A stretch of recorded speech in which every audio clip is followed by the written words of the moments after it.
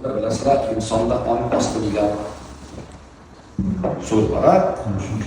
Shuncha. Yana bilinglarki, o'sha hayotiylarda sizlardan oldin ong osti ishlaydi. O'sha onani qornida bo'lgansizlar, o'sha davrda o'sha ong osti ishlagan bo'ladi. Va 7 yoshgacha umumiy uydagi bo'layotgan holatni programmasini yozib olasizlar. Undan keyin esa sizlarni solishtirish ketadi. Ya'ni aql bilan ong ostini bir-birini solishtirish ketadi. Ana endi xotirangizdagi narsani siz tashqi hayotga solishtirib ko'rasiz. O'zingiz qaysi birini ma'qul ko'rsangiz, keyin u hayot topasiz.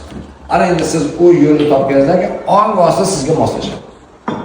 O'shaning bir narsani bilinglar. Bu dunyoda nima bo'lishidan qat'iy nazar, bu sizning qaroringiz. Bu sizning fikringiz. O'shaning uchun men kitob yozganimda aytganman. Sizning fikringiz, sizning kelajagingiz.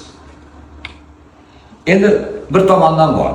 Qat'ga borishingizdan qat'iy nazar, qat'da ishlashingizdan qat'iy nazar, o'zingiz bilan insonmi, hayotdami nima olib borgan bo'lsangiz, albatta shuni olasiz.